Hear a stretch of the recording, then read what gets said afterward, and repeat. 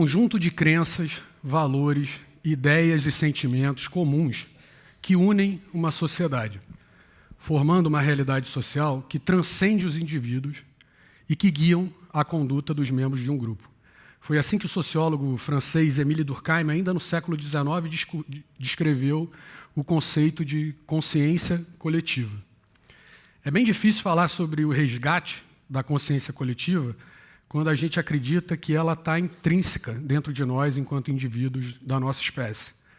Talvez a reflexão a ser feita é sobre o porquê de termos, enquanto sociedade, nos afastado tanto daquilo que nos trouxe até aqui enquanto espécie. Essa reflexão, no meu caso, ela precisou de 2 grandes empurrões. O primeiro foi no ano 2000. Eu estava nos primeiros períodos da faculdade de Direito da PUC, e como nem eu nem meus pais tínhamos dinheiro para pagar, eu trabalhava numa loja de tarde. O problema era que os horários do trabalho e da faculdade não coincidiam. Então eu tive que pegar algumas matérias com professores que não cobravam chamada. E foi assim que eu me matriculei em ética profissional.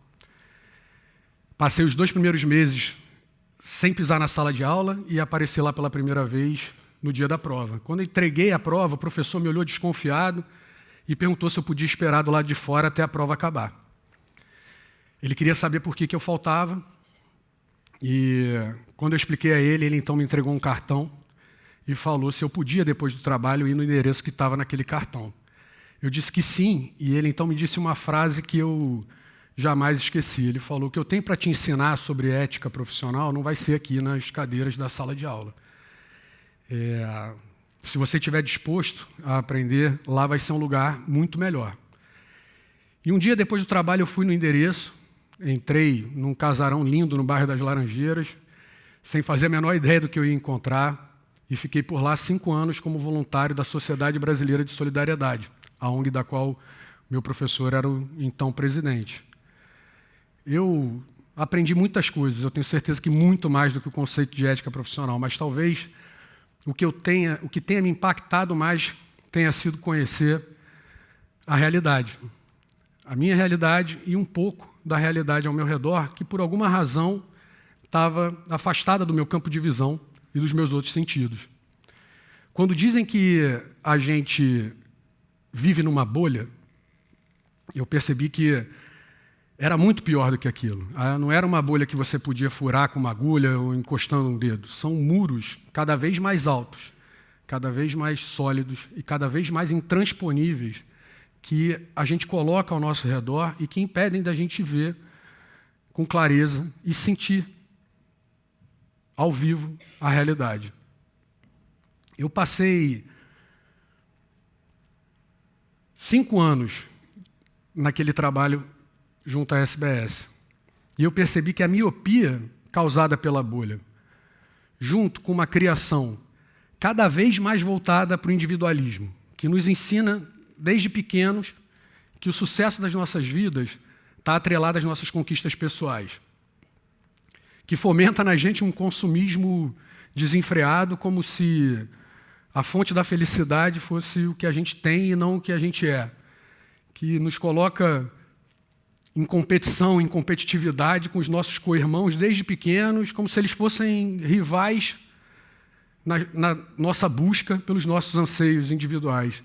Eu acredito que a junção dessa bolha com essa criação individualista tenha sido talvez uma das razões para a gente, enquanto sociedade, ter se afastado tanto do olhar colaborativo e, enquanto indivíduos, temos deixado de lado o exercício da compaixão.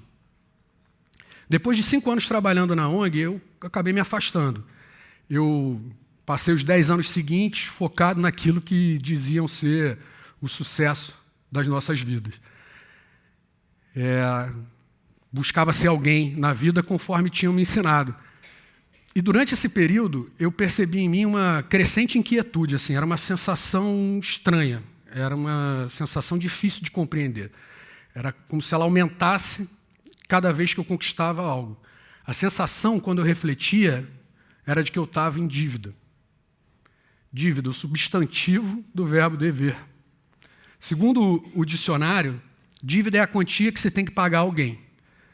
Mas olha só que interessante, o dicionário traz um segundo significado que diz que dívida é a obrigação moral contraída por um favor ou um bem recebido. E eu tinha recebido um bem, talvez o mais valioso da minha vida, sem nenhum esforço da minha parte, que era a sorte de ter nascido onde eu nasci, com as oportunidades que tive, com o amor que eu recebi. Eu me sentia em dívida e eu precisava encontrar um caminho. Aí, no auge dessa inquietude, o ano era 2018, eu chego um dia em casa, abro uma revista e vejo um anúncio convidando para o trekking solidário ao Monte Kilimanjaro. Aí eu descobri que era uma expedição médica, mas descobri que tinha vaga para voluntários não médicos. Me inscrevi. É difícil, de verdade, listar tudo que se aprende, se vive, se sente numa experiência como essa, especialmente se você vai de coração aberto. Mas eu posso dizer que eu voltei de lá completamente transformado. Transformado e convencido. Eu precisava ampliar os 3%. 3%. Esse é o alarmante número da sociedade brasileira que se vincula de forma perene, contínua, à cultura da doação, seja de tempo, de dinheiro ou de conhecimento. Eu queria muito ampliar esse número e precisava encontrar um caminho. Era extremamente desafiador. Naquele momento eu não conseguia encontrar o caminho, principalmente por 2 desafios. Primeiro, era a falta de tempo. Mas, para além do tempo, me faltava também encontrar um caminho que conectasse aquele propósito aos meus elementos individuais, de forma a manter aquilo perene e não ser algo pontual. Quando a gente pula o muro, o que a gente encontra, já é difícil pular, o que a gente encontra do lado de lá é uma realidade muito dura. É preciso, de fato, encontrar elementos que te conectem na sua individualidade para que isso continue. Cada um tem a sua.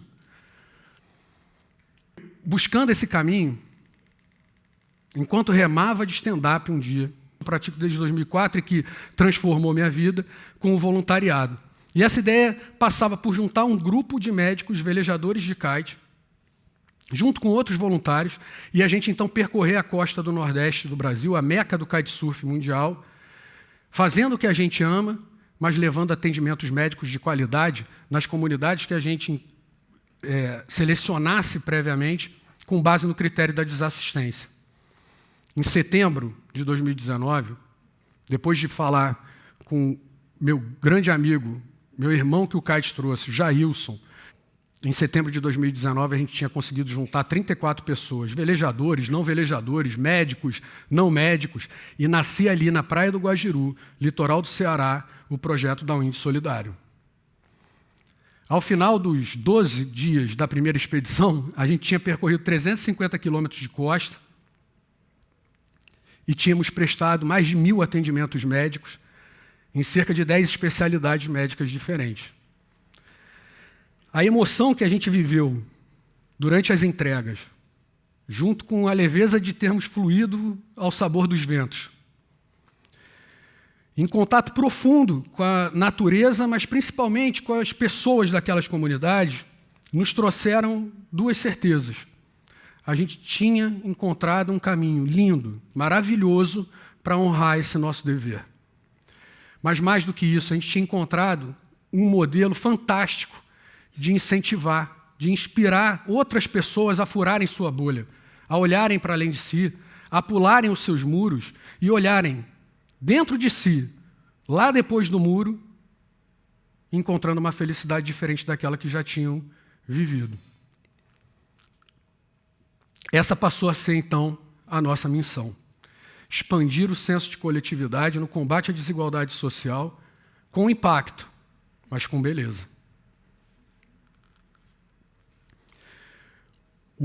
A primeira expedição nos mostrou algo muito interessante em termos de dados. A gente tinha conseguido esvaziar a fila do SUS, dos atendimentos médicos especializados.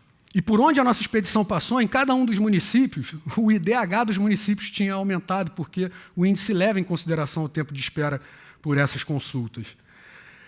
A gente viu que a gente conseguiria trazer algum impacto, mas a gente sabia que a gente podia mais e passamos nos anos seguintes a focar em resolutividade. Os problemas que apareciam precisavam ser resolvidos na medida do possível.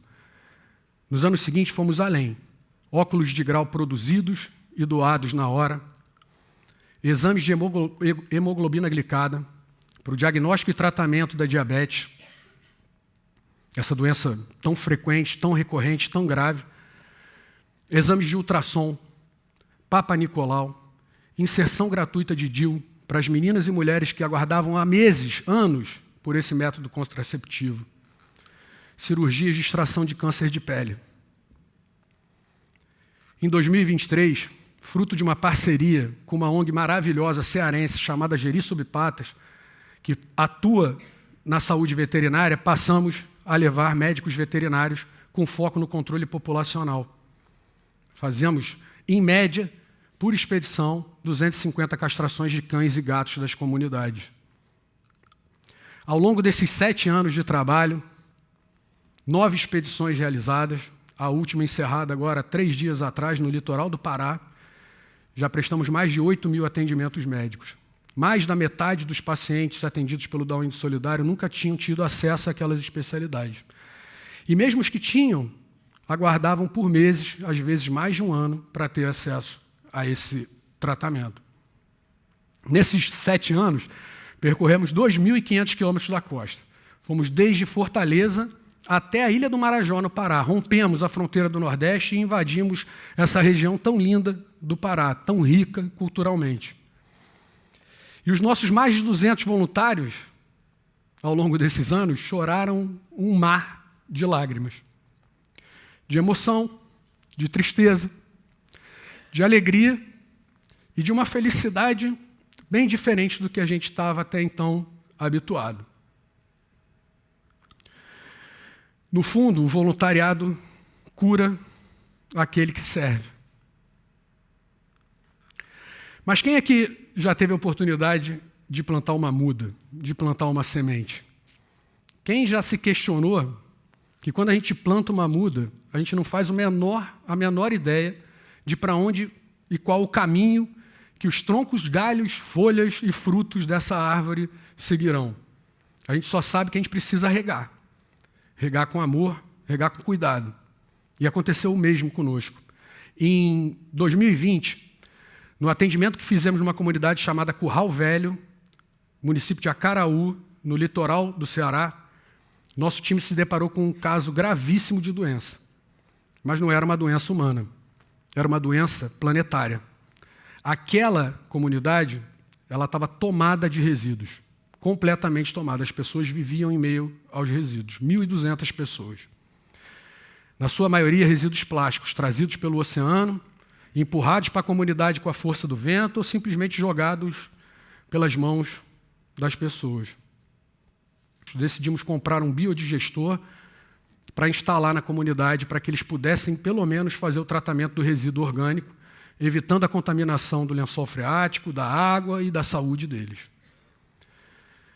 Essa instalação foi feita dentro da escola municipal da comunidade e foi seguida, então, de aulas de gerenciamento de resíduo, educação ambiental. O que a gente não podia esperar era que o professor contratado pelo nosso instituto fosse tão incrível como agente de transformação. André Comaru, nosso diretor de sustentabilidade, ao final do trabalho, nos provocou e disse: esse biodigestor é apenas a pedra fundamental de algo muito maior. Se vocês quiserem abraçar um projeto mais extenso, mas de maior impacto, a gente pode transformar essa escola, a Escola Municipal João Jaime, no município de Acaraú, na primeira escola 100% lixo zero do Nordeste do Brasil. A gente voltou agora em agosto de 2025. Fomos convidados pelos alunos e fomos recebidos por Richarlison, de 14 anos, e Cecília, de 11. Uma oratória impecável, um conhecimento de gestão de resíduos, de meio ambiente, de educação ambiental maravilhoso, profundo. Eles apresentaram para o nosso time de voluntários a mesma apresentação que hoje eles vêm fazendo Brasil afora num concurso nacional para premiar a escola mais sustentável do país.